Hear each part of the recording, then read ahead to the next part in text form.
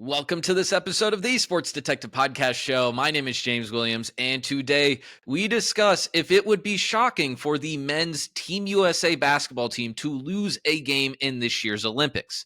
What are we talking about?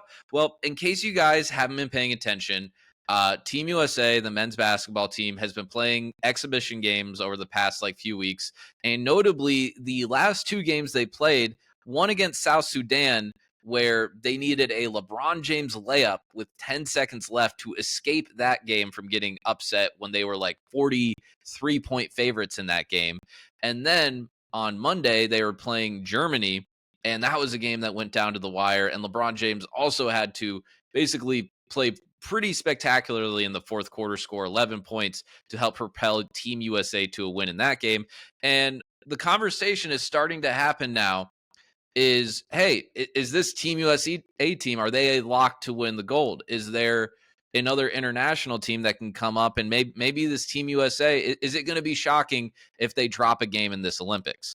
Well, I want to point out that narrative because that's something that people are saying a lot on a lot of the TV shows right now. So if you are saying, first off, I'm going to show you their group right now. So Team USA actually lucked out with how the Olympic Basketball Committee selected their group play. So right now, I have it on Group A. Here's Group C. So this is Team USA. They have Serbia, South Sudan, and Puerto Rico in their group. So what does that mean? Serbia is the only team in there, if you're looking at the betting odds, that's in the top 8. So they kind of lucked out with their group play. So the conventional wisdom is there too. If Serbia is the best team that they have to play in that group, they're currently right now 15.5-point favorites over Serbia. If you're saying, so likely Team USA is going to sweep group play. So if you're saying that they might lose in the Olympics, you're saying they're not winning gold. That is what people are saying. And if that is your narrative, that hey, it wouldn't be shocking if they didn't win gold. Guys, it would be shocking. We are talking about a team that is getting compared to the Dream Team, saying that they are more talented than the Dream Team. This is a team with Steph Curry, LeBron James, Joel Embiid, Devin Booker, Drew Holiday, Jason Tatum, Derek White, Anthony Edwards, Anthony Davis, Bam Adebayo. This is a team that is chock full of talent. Yeah, they don't have the continuity of the teams like a Germany or a France or even a Serbia. They don't have the continuity of playing together with those teams, but just this hodgepodge of talent that they have. Yes, it would still be shocking if they lost a game in the Olympics or if they didn't win the gold medal. It would be absolutely shocking. They are minus 400 favorites, any betting site that you look at right now. So I want to talk about that a little bit because I want to talk about Team USA's biggest concerns, the biggest red flags, because people have been watching these last few games. And I do think if you're watching these and you're a little bit concerned of their odds to, win the gold, I don't think those come with I don't think you're blowing smoke if you're saying that. I do think they should win the gold. I think they will win the gold. But I do want to have the two biggest concerns that I have with Team USA right now. And first off, the biggest concern, and I think a huge reason that some of these games were closer than they maybe normally would have been, is Kevin Durant hasn't played in any of them. He hasn't played. He's missed the last 5 Team USA games. Kevin Durant is an excellent international basketball player. When you are playing FIBA basketball, if you can thrive when you do not have as much space, that is when you excel. And Kevin Durant, that's why Carmelo Anthony was always a great FIBA basketball player.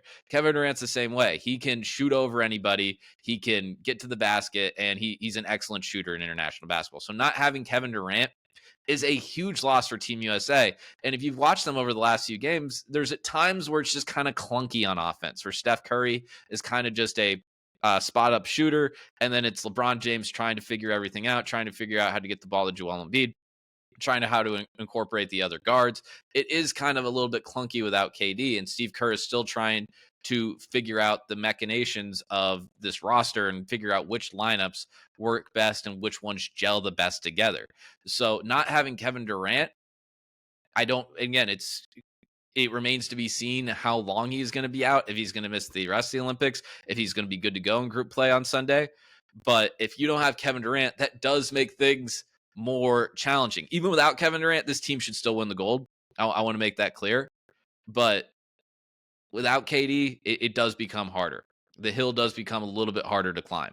Okay, this is actually my biggest concern because a lot of people would say actually the biggest concern is the fact that like LeBron's your best player and he's 40 years old.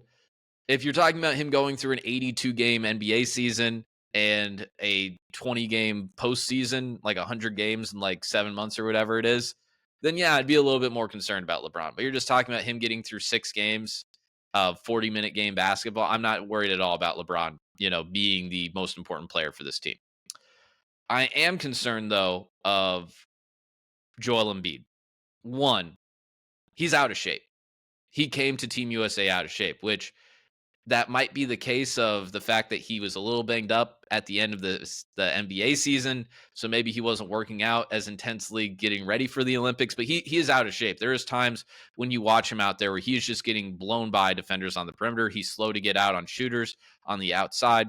And that is a big problem because they have to take him out for like defensive assignments. That's why Anthony Davis has actually proven to be a lot more effective FIBA basketball player than Joel Embiid at this point, even though Anthony Davis is coming off the bench. And Steve Kerr he said in his statement like a week or two ago that basically the foundational pieces of the starting lineup in this team is Steph Curry, LeBron James, and Joel Embiid. And that's kind of been a little bit of a problem so far with Team USA. They've been trying to force Joel Embiid the ball, and it's kind of come with mixed results because it's a guy that clearly doesn't seem to understand that flopping doesn't work in international basketball. Like the FIBA refs aren't going to fall for that. So it's just been kind of like a little bit of a mess. And times too, Joel Embiid, he's a little bit of a ball stopper. This happened in the South Sudan game. He got the ball kind of at the elbow, and then he got double teamed, and he immediately tried to do a behind the back pass to Steph Curry, and it just flew out of bounds.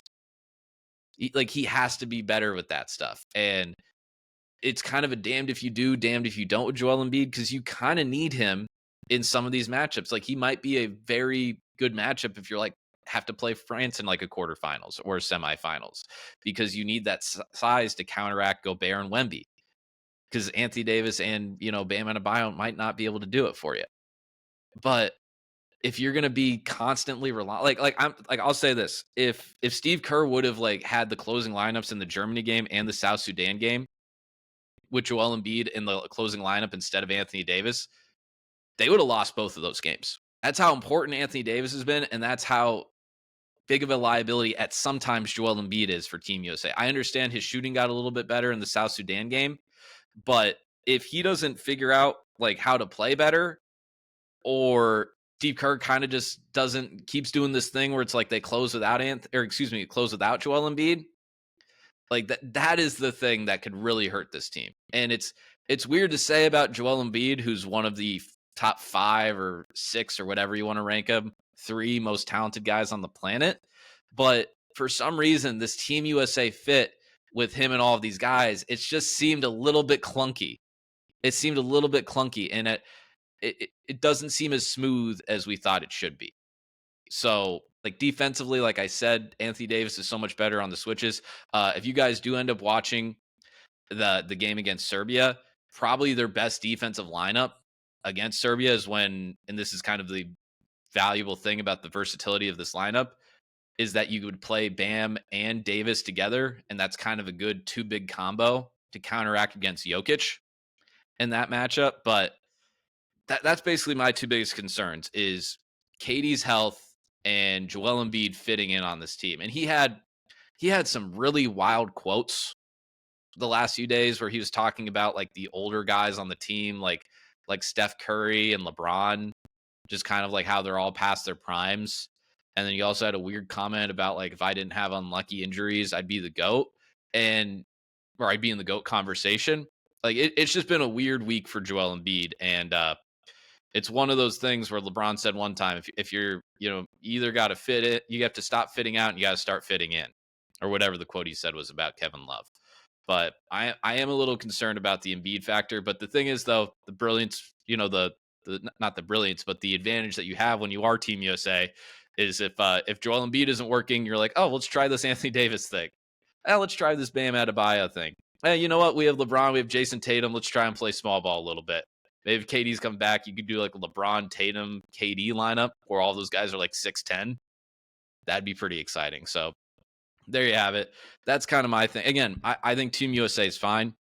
I think it would be shocking if they lose a game, and I think it would even be more shocking, obviously, if they didn't win the gold. Germany, I actually think they might be the biggest threat. Canada, I'm not too concerned about. I'm not too concerned about Canada. I understand they have Shea and like Jamal Murray, but I'm not too concerned about them. So there you have it, guys. Let me know if you guys have other concerns about this team. Another concern I might have, and maybe this is just because KD's out. Sometimes they do look a little small. They do look a little small. So let me know if you have any other concerns about this team, and maybe tell me who you think is the biggest threat to upset Team USA in this Olympics here. Whether you think it's France, Germany, Serbia, Greece, whatever. So thank you very much for watching. If you got to this part in the episode, thank you so much. Hit that subscribe button if you haven't already. Hit that like button if you enjoyed what you saw here today. And feel free to check out the Sports Detective Podcast channel page. You might find some other videos that you enjoy. Thank you very much for watching. I'll talk to you next time.